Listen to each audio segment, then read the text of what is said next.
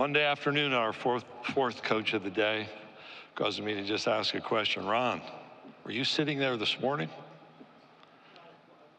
Okay. Well, welcome to Dallas. I didn't see you this morning.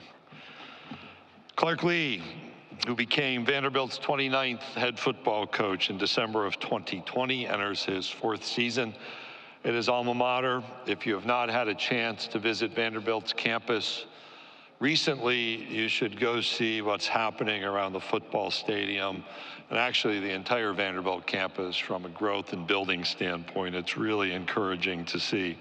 Clark is a Nashville native who began his college student and college playing career playing baseball at Birmingham Southern, leading that team or being part of a team that won an NAIA championship his freshman year, transferred to Belmont, and then finished his career at Vanderbilt, where he played football. He's earned 2 degrees at Vanderbilt, one, his undergraduate degree in 2004, graduate degree in 2007 in political science. He and his wife, Allison, have 3 children, 2 sons, Clark III and Jack, and a daughter, Mara. His teams are known for their disciplined style of play. I was just noting they rank top 4 in the league and top 40 nationally in defensive touchdowns and in interceptions. Vanderbilt University head football coach Clark Lee.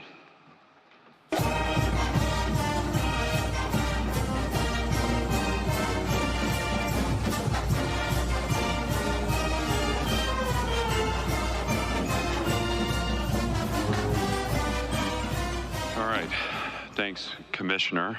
And I want to start just by acknowledging those in Houston that have been impacted by Hurricane Beryl. On behalf of Vanderbilt football, we hope for a full recovery for the city, but also our thoughts remain with anyone who's suffered loss. I'd also like to send my heartfelt condolences to the Kiffin family with the recent passing of Monty Kiffin. Coach Kiffin certainly left his mark on our game. His contributions to the coaching profession were monumental. His legacy will continue to inspire and guide us forward. As always, I'd be remiss not to thank Chancellor Diermeyer and Candace Lee for allowing me the opportunity to represent our great university and the privilege of working with our coaches, players, and staff back home in Nashville. It's great to be in Dallas. There's such a rich tradition of football excellence at every level in Texas. We have 21 players on our roster from this state, and we're excited for continued recruiting success here, particularly with the SEC expansion in the region. I have 3 players with me today that have been connected to our program since my beginning. CJ Taylor and Gunnar Hansen were a part of the COVID recruiting class that I inherited in my first year. Both have developed into highly productive players.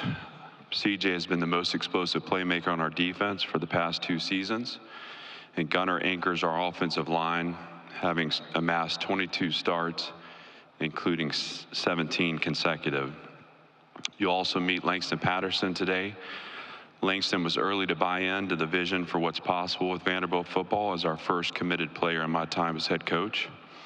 Langston finished last season as our most productive player on defense and is poised to have a great continued success in his career this season.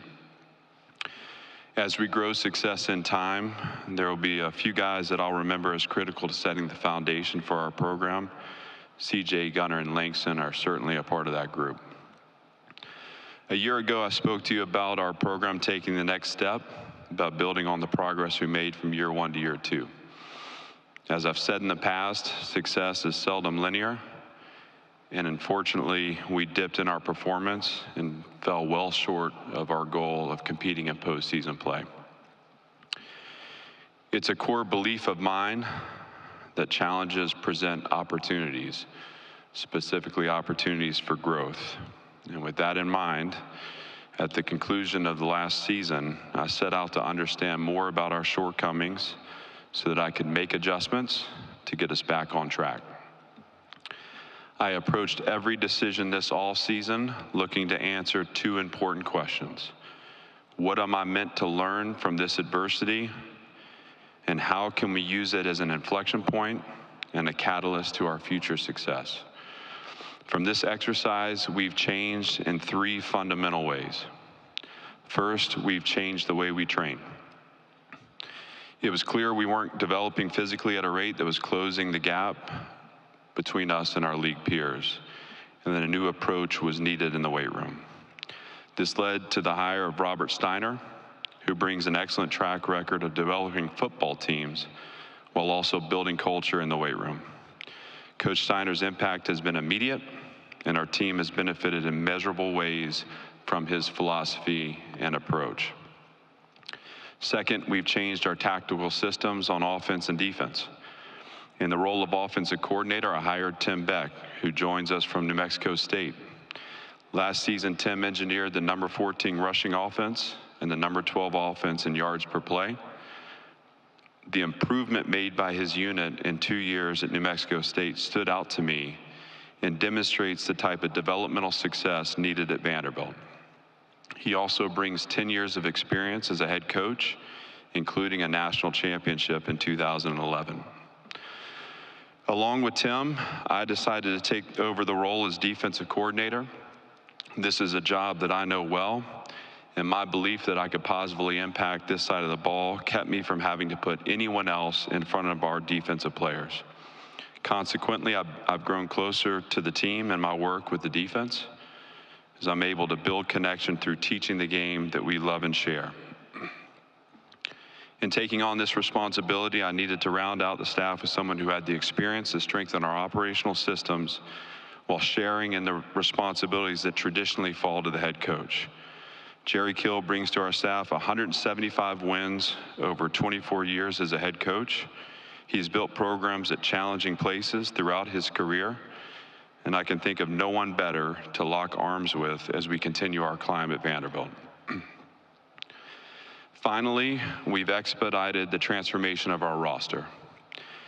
This has required that we fully embrace changes in the college football landscape and actively participate in both the transfer portal and NIL. Falling behind in the NIL and transfer portal space has erased much of the progress we made in our first 2 years. As I've stated in the past, it's impossible to function in the portal without resources, and it's taken time for us to build the infrastructure that allows us both to retain our team and be competitive in that market. Without Candace Lee's support and competitive toughness, we would still be stuck in our old strategy.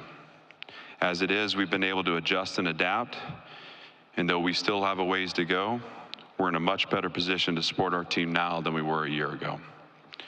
Roster transformation is about more than enhancing talent and skill.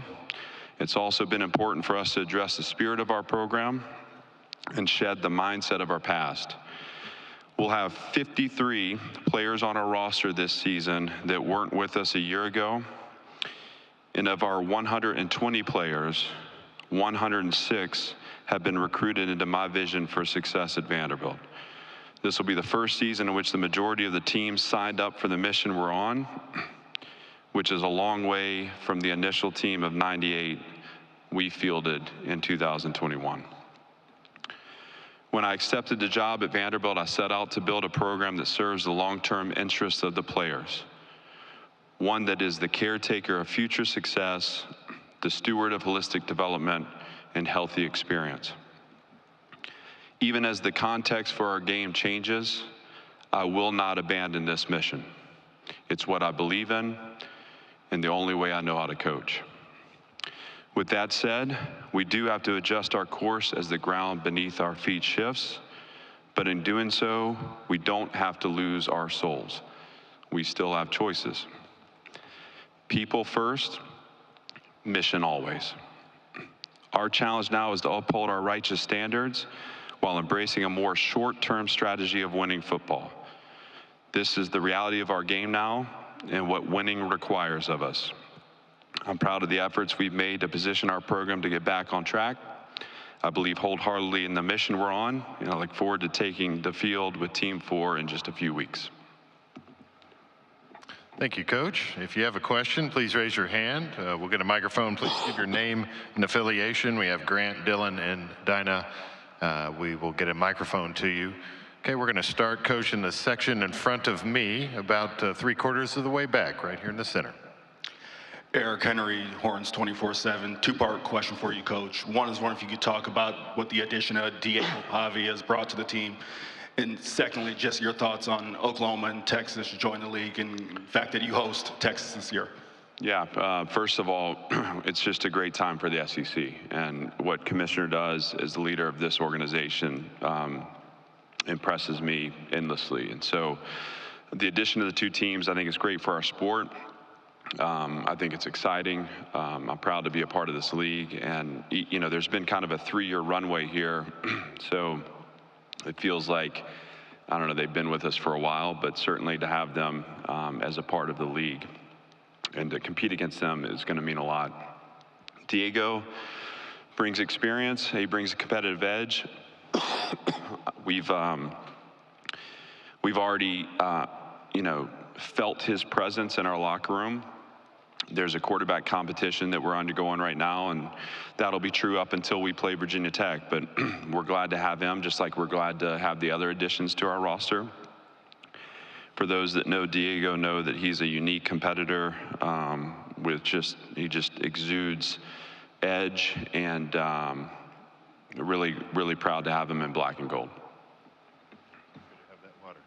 All right, we'll go over here on our left, on the aisle. Ike Jones with the War Report, Auburn. Coach, you said in an interview earlier during spring that this is the most fun that you feel like you've had as a head coach. Is that mostly because of your recommitment to be the defensive coordinator, or is it more of like the buy-in that you're saying when you're getting more players that you've recruited? Well, I think specifically it's speaking to just being able to reconnect with the passion I have for teaching and coaching. And true, I mean, like I'm a teacher first, I'm a competitor second. So, you know, feeling like I have direct responsibility over the play and the performance on the field, building trust with players through teaching them and helping them to play the game at a higher level, all those things are energizing to me. I also feel very positively about the resilience we demonstrated in a tough December after a tough season.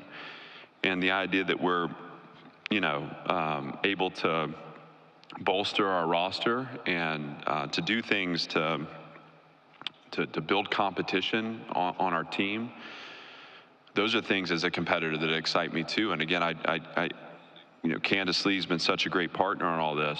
You know, we're building this program in conditions that seem to change every day. But to know that we can get through some of that roster turnover and be better for it, to not lose the foundation of culture that we built over 3 years, to find people that fit us and that come in and actually not just fit us, but add to us and move us forward. Those are very energizing and empowering feelings, and you know, it's led to that coupled with the teaching and the coaching. We're having a lot of fun. Coach, we're going to go to the section to your immediate right along the aisle. Ralph. Hey, Clark. Ralph Russo from the Associated Press. New rules about coaching staffs are going to go into place that could essentially lead to unlimited coachings or coaching staff. I'm wondering what thought you have given to how best you can deploy a lot more coaches that can coach on the field. Yeah, well, we anticipated this just in the design of this staff. So when you look at like the addition of Jerry Kill, you know, knowing that eventually we felt like he was going to be able to be a part of and wear a headset and be influential on. We also added Steve Gregory, who Steve is, you know, like someone I've worked with at Syracuse and have a lot of respect for. Was secondary coach for the Lions, secondary coach for the Dolphins, who joins us as the associate defensive coordinator. He's a guy that's going to really help me and support me as I take on 2 roles. But beyond that, we've also retained some of our young staff that are ready to move on and to, you know, take over rooms elsewhere. But knowing that this was on the horizon, we wanted to keep them involved because we believe in them and their teaching ability, but also and the fact that they're totally aligned with the culture we built. And so retaining them and putting them in positions now to coach tight ends or coach stars and to be actively engaging in that way is a way for us to just strengthen our culture and strengthen our process. And so we anticipated it. I do believe that there's probably a negative return to too much.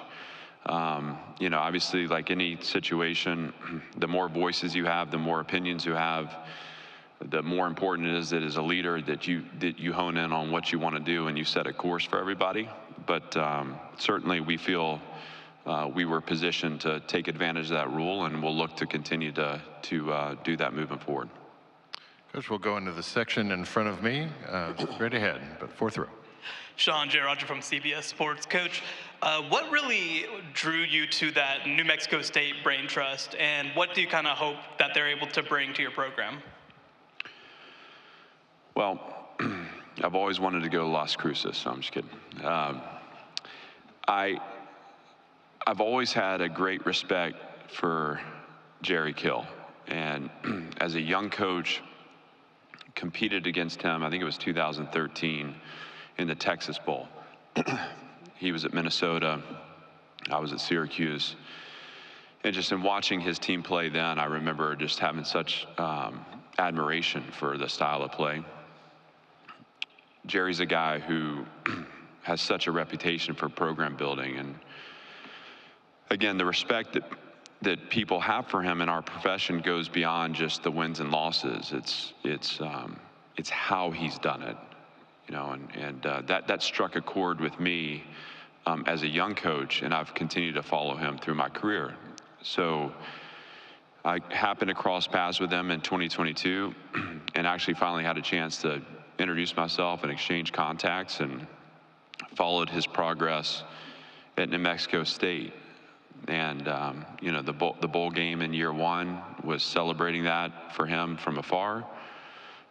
Year two is one of the most impressive coaching jobs that I think our game has seen. I mean, they opened, it's a 10-win season. They opened with a loss against UMass. I mean, you think about the competitive toughness it takes as a leader to continue to grow your team and belief in what you're doing after suffering a setback like that in game one. But my attention was really grabbed after they went to Auburn the week after we played them, and were able to steal a win on the road there. And, I probably watched that game 9 or 10 times, start to finish, the next week. When I say start to finish, the intercut where you go from play one to the final play and watch every phase and every snap. I wanted to see the anatomy of what he had built. I saw a defense that was sound, solid, and simple, played together and played hard. Saw an offense that was creative in design but wasn't gimmicky. I saw a quarterback that was a maniac and suplexed a linebacker on the sideline there early in the game, and one of his only mistakes where he threw an interception. It was impressive. And at the time, I thought we would just go and visit them in the off season and just kind of get a feel for what their process is like and what can we take from them, what can we learn from them. But when I made the decision to go in a different direction on offense, I knew I wanted to take a look at Tim, and all the analytical measures we were looking at, his numbers stood out, and we made the connection, and he's a great addition. The fact that Jerry comes is icing on the cake. I mean, I feel so privileged to have him as a part of our staff. I'm learning from him every day, and he's a great asset for us. Coach, will go straight down the center aisle, just on the near aisle. Coach, Emily Grace McWhorter from the next round. You added a lot of depth from the transfer portal, and you also added depth in your staff. As you look back from spring practice until now as a unit, what are some indicators that your program is headed in the right direction for 2024?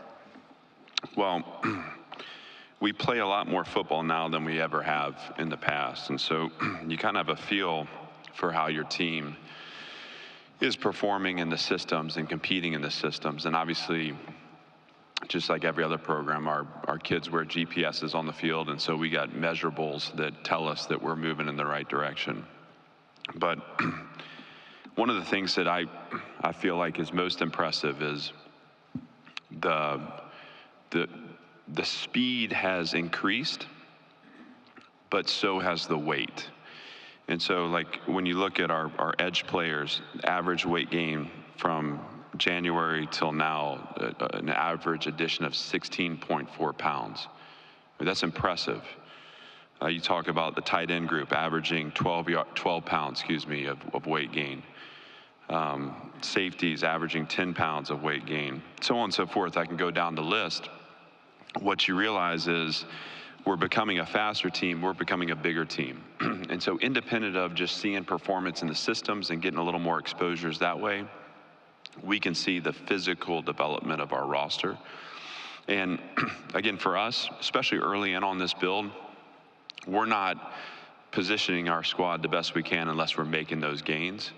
I credit Robert Steiner with that. I credit his philosophy and his approach. Our players will do the same today when you ask them. He's been an absolute rock star for us, and I'm glad to have him. Coach will go in the section in front of me about midway back. Clark, Chris Hummer with 24/7 Sports. You promoted Jamal Richardson earlier this offseason. What did you see in such a young coach to feel comfortable putting him on the field? Are you friends with Jamal? Okay, just kidding. Here's Jamal Richardson. Passionate, high energy, positive every day. A young coach who knows how to hold people accountable. I was so impressed with his willingness to come to me at times and say, Coach, I don't understand what you meant when you said this, or Coach, I didn't really take that the right way. What was that about? Just to have those hard conversations, they came so natural to him. He holds the respect of our team. He holds the respect of that corner room. He's relatable to our players. So here's a guy, as I'm getting older and older, unfortunately, here's a guy that knows what that player experience is really like. And so, I've got so much faith and confidence in Jamal. I'm so excited to be helping him in his process for growth. But as a young coach, there's so many things that he does naturally and instinctively that serve as a great foundation. And so Jamal's a guy that is going to have a great run with us at Vanderbilt, but we're going to be talking about him and his career for a very long time. Coach, we'll go over here to my left on the very front row. Coach, good afternoon. Ken Capps from Football Writers of America. With Texas and Oklahoma joining the league, the University of Texas has a winning record against every SEC program except South Carolina and Vanderbilt. Vanderbilt has an 8-3-1 record against the University of Texas. Now, they haven't played since 1928, but hey. I don't think it's important. 8-3-1 is 8-3-1, and they're coming to Nashville in October. What are your thoughts? Well, independent of, the football that was played in the 20s, listen, I'm excited to, I've got a ton of respect for Coach Sarkisian. He in 2020, we competed here in Dallas in the Rose Bowl. It was the pandemic year, and I was at Notre Dame at the time, and he was running the offense at Alabama, and it was one of the most challenging offenses I've ever had to plan for. Got a ton of respect for him and the program he's building, and it's taken time for him, and he's taken time at the foundation. And I think in year one here, where Texas and Oklahoma are now a part of the SEC, to have a piece of that and have a game with them is really exciting. And the fact that it's in Nashville, I'm proud of that, and I'm looking forward to competing with them. And I think it'll be a great, celebration of where the SEC is and a celebration of where our game's headed. Coach will go in the section in front of me over on the left aisle. Hey, Coach, Ian Boyd with Inside Texas. How do you expect the addition of helmet communications to change play calling, especially on the defensive side? Well, because in college offenses are no huddle and most of them use tempo, I think we're still going to need to utilize signals from the sideline. I think it's going to be advantageous for us to have a line of communication to a player on the field. Certainly believe that can be used in a positive way. And maybe there are occasions against certain offenses where you have the time to group that defense together. I mean, we haven't used to be, I mean, this is probably 10 years ago, maybe even 15, you'd start fall camp going through your defensive huddle. I mean, that doesn't happen anymore. So I don't expect there to be big changes that way. I do expect the line of communication to be helpful. And maybe in certain situations you have a chance for a linebacker or safety to get the group together and to deliver a message from the sideline. Hey, Coach, we'll go over here on my far left on the aisle. Do we have a question over right there on the aisle? Clark, Lawrence Holmes, 670 The Score. With the league continuing to expand, it gets tougher and tougher. What type of player works at Vanderbilt, and what's the sell? How easy or how difficult is it for you to ask young men to come and play in this conference? Well, the type of player that works at Vanderbilt is the same type of player that works at any of our peer institutions. You know, we want to be competitive for every player because we believe in the product that we sell. And I think in the NIL world, some of the long-term significance of this choice has been undercut. I do believe that. And I think we have to adapt our recruiting approach and our thought process, again, to capture the short-term strategy that I mentioned earlier and not just the long-term approach. You know, the great thing about choosing Vanderbilt is that decision gets better over time. You know, in 20 years, 30 years, you'll be as proud of that decision as you are when you're a 17 or 18-year-old. But the SEC is a great draw. It's probably, I would imagine, for my peers too, the #1 aspect of choosing a school to play in a great conference where you're playing against the very best. It's a great interview for the job that all these guys want and they should want, and that's to play in the NFL. That's something we believe wholeheartedly in. I actually don't believe in backup plans that way. You know, I want these guys to pursue an NFL career every day of their lives. I just happen to believe that better people make better players, and that how you do anything is how you do everything. And that the time and attention you put going to class on our campus and living with your life with standards in everything will make you a better pro. And when we send players off to the NFL, and that is going to happen, I know we've had a little bit of a slide that way, but we have been developing young people in our systems, and with our work in the transfer portal, we are going to send people to the NFL that are prepared to be pros. And though your talent may get you the opportunity, it won't keep you there. You've got to be a productive player. And to be a productive player at that level, you better have routines and process in place and a discipline in place, because it is a grinder. And that may get you to a second contract, and it's going to be your ability to be a leader and to engage with the community, and to, as your physical skills deplete, to continue to add value to an organization. That'll get you your third. What better place to train for that than Vanderbilt University? And so with respect to recruiting, listen, you know, we are going to get stronger and stronger as we continue to adapt and adopt strategies that mirror our peers in the portal and NIL space. We have a great product to sell in the best league in the world. And so we expect to continue to field a team of players that look like the players that we play against every Saturday. And we're part of the way there now. We still got a ways to go, but I am really proud of the progress we've made that way, and I'm excited about continuing this growth internally. Coach Lee, thank you for your time this afternoon. Thank you.